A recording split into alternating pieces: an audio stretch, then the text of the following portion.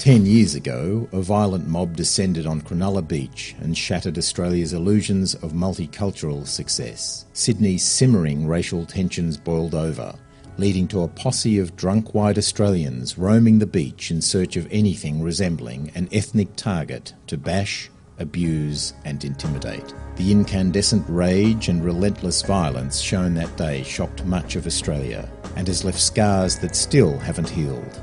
I'm John Lyons, Associate Editor of The Australian, and I'm travelling to Cronulla Beach to find out how the area has recovered 10 years on as it braces for a fresh round of protests in 2015.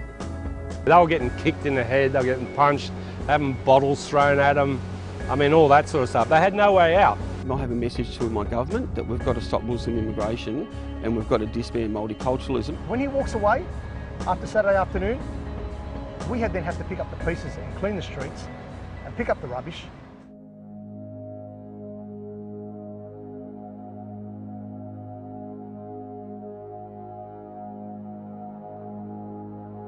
To begin my search, I tracked down a man who experienced the very worst of the race riots. Former Sergeant Craig Campbell was on duty 10 years ago, and photographs of his attempts at crowd control became some of the most iconic images of the day. While he will not go back to the train station, as he fears it could trigger his post-traumatic stress disorder, he did agree to meet me at the beach to discuss his story. Craig, can you recount for me that day 10 years ago, which pictures of it went round Australia, around the world? Tell me what it was like for you that day. I saw a young lady walking down the road drinking a vodka cruiser a bit after 8 in the morning, and I went, hey, that's unusual, even for around here, From there, it was just sort of like be a little break, and then there'd be another instance. You had that young Muslim boy, who was actually Australian, talking to the people in Dunningham Park where the swings are. Next thing, he gets punched in the head and they started him. The famous photograph of you in the train with the baton. Baton, yep. Can you tell me exactly what was going through your mind? I've got a job to save these two boys' lives. Doesn't matter. I don't take backward steps, especially in those circumstances. I think if you didn't do what you did with the baton, those two boys could have been killed? Yeah, they were getting kicked in the head, they were getting punched, having bottles thrown at them, all that sort of stuff. They had no way out. They had no way out. These drunken idiots were coming up both stairs from the vestibules, so they had nowhere to go. You can't squeeze through a window this big and that long. And what effect has that whole incident and the politics around it had on your life? It's been pretty devastating. It brought to the fore my post-traumatic stress. And then when I was trying to get something done about it, I was subject to workplace bullying and threats, which was basically the straw that broke the camel's back. And yeah, I woke up in a psych ward. And what, your employment, your marriage? Tell me about the impact it's had on those things. Yeah, 30-year marriage ended because obviously you have mood swings and things like that. And it takes a long while. I've only just got sort of settled now after the meds change and a lot more counselling. And I've got a carer now that looks after things where I forget so much. But yeah, lost my house as well. My payout, well, it was after my payout, so obviously separation and everything, you lose a good majority. I can't work anymore, even though I've tried, I can't do it. And yeah, so now I live in a caravan instead of a nice big 3-bedroom house with nice garages and air conditioning.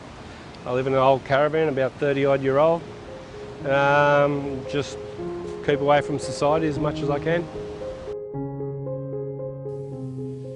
Craig's story troubled me. He was still clearly trying to piece his life back together in the wake of what many maintain was a real act of bravery. But the Cronulla Riots impacted thousands of lives. To find out more, I arranged to meet the local mayor and business owner, Carmelo Pesci. Carmelo, can you recount what happened on that day 10 years ago? I was at home and I heard the news of what was going on. I think it erupted quite quickly. It erupted quite quickly on a combination of a number of things. It was quite a hot day that day, and I believe alcohol played a large portion of what happened there, and it went from something small to something so big where it just got out of control. What would you say to Nick Folkes, who's trying to put on this demonstration to mark the 10th anniversary? What would you say to him? Why? Why Cronulla? Respect our area. Don't come here and think that you can just cause a riot, because you can't, because we don't want you here. When he walks away after Saturday afternoon, we then have to pick up the pieces and clean the streets and pick up the rubbish, and we have to then try to help the local businesses. The council will have to help the local businesses recover, because people then, it'll portray that people won't want to come down here because of what Nick Folkes has done. Some Cronulla locals still find it hard to understand what happened 10 years ago. Carmelo had suggested I meet Hassan Awada, the new deputy mayor, who is also a Muslim. What's it like for you and your children to be Muslim in Australia today? Well, for me, I'm a big boy, I can tolerate that. I do have concerns about my kids. I raised my kids to be Australians, first and foremost. It's a very tough thing when your kids come home and ask you the questions about being a Muslim, and is it different to being a Muslim to being an Australian? Obviously, as a result of discussions they've had with their friends. And it is a bit tough. It's a battle. Hassan and Carmelo's concern over a fresh round of rallies in Cronulla echoed a broader anxiety among the locals I was talking to. Apparently, the Party for Freedom had arranged for a protest to mark the 10th anniversary of the race riots. I was curious about the party's concerns over multiculturalism and why it was so intent on highlighting, 10 years later, the dreadful events at Cronulla. So I arranged to meet Nick Folkes, the party's leader, and Mohammed Webby, a young Muslim scholar, to hear both sides of a very controversial debate. The everyday experience with Muslims. Let me ask, what's your message to the hundreds of thousands of Muslims who live in Australia now? Yes. What's your message to them? Well, I don't really have a message to them. I have a message to my government that we've got to stop Muslim immigration and we've got to disband multiculturalism. But I don't have a message to Muslims in Australia. But if there are hundreds of thousands of Muslims here who are living peacefully, as a sort of like a symptom to, but if there's hundreds of thousands of Muslims here living peacefully and lawfully as they are, yes, then where's the danger or problem with Muslim immigration? You're disregarding all the problems with welfare, the over-dependency on welfare. Our jails are filled with Muslims. Are there any non-Muslims who are rotting the welfare system? Of course there are. It seems they're overrepresented. What should happen to them? What should happen to them? They are overrepresented. They're already here, they're born here. I can't do much about the Muslims already living here, but I'm saying for further immigration, it should be stopped. We need to slow down on immigration. It's ridiculous. Mohammed, can we hear Mohammed's response to that? So Nick, as you know, today we live in an era of globalization. There are unstoppable social trends that are invading the world.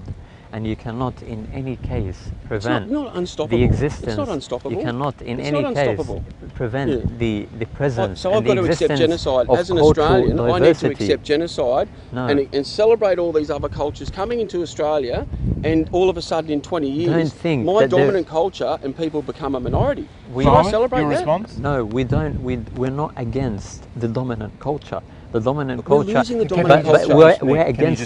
We are against the discourse of a dominant culture.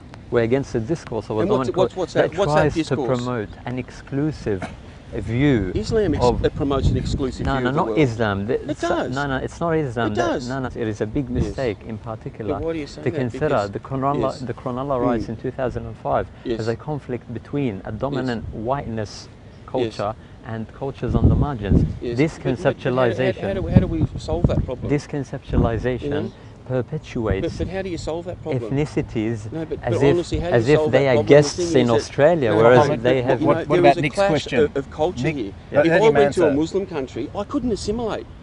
You know what I mean? I like beer, I like seeing women with bikinis on the beach, and I like pork sausages. So where's the common ground apart that we're human? Mohammed, feel do you like have that. a I problem with don't. Nick drinking beer and looking at women in bikinis, as he said? This is his own choice. I'm not Yeah. going to attack it. I'm not going to force it. We Yes. live in a democratic society. We Muslims believe in democracy. And so what happened in the Cronulla riots cannot So what happened with Man Morris? cannot be reduced to a Fahad conflict Jabbar? between What two happened with cultures. those? It is Lumen spatially Haidar. and contextually determined. Yeah, they were manifesting And their own culture, what they believed it in. was a competition over sharing Their public beliefs. space and not between cultures. It doesn't because work. It doesn't work. It What does happened here work. 10 Since years the ago 1970s, was a reaction. Australia has adopted to years of multiculturalism. intimidation and harassment going These on people don't with represent Muslim Islam. gangs. And I'd like to get a final comment from each of you just about how you see the situation and the reality of Cronulla 10 years on. Nick. we have a right, a democratic right as Australians to come down here and mark this anniversary, just as Hezbollah Tahrir went out to Canberra. I see it as a double standard. Mohammed, your Okay. final comment? My final comment is that what happened in the Cronulla riots, we condemn as Muslims and as the Lebanese community. We strongly condemn. We believe that Australia is our homeland, and we strongly believe that to adopt an Australian or to have an Australian national identity is never in contradiction with having a religious identity. And this is how we can extend the principles of justice, dignity and liberty to That all sounds wonderful. public That spheres sounds wonderful, but I think constituted identity by is more multiple forms of important than community citizenship. and by different cultures. I don't think we've got agreement, but I No, think we we've had a good exchange of views. So Yes, thanks to yeah. both of No, you. thank you very much, Mohammed. Nick. We're hoping Yeah, nice to meet to you, meet mate. up Yeah. soon, and No all the worries, best okay. with your No project. worries. Thank you very much, mate. We've spent the day in Cronulla, a beachside suburb in Sydney. We couldn't be further from the Middle East here. The beaches, the sands. Having spent 6 years in the Middle East recently, I find it pretty astounding that coming back to Cronulla in Sydney and the hostilities, the divisions, the tensions are as real here as they are in parts of the Middle East. At least we've had some dialogue today, and at least two of the key sides have met and had a dialogue, but the divisions are as deep as ever, and I can't see at the moment that there's any constructive way, led by the government or anyone else, for these divisions to be healed.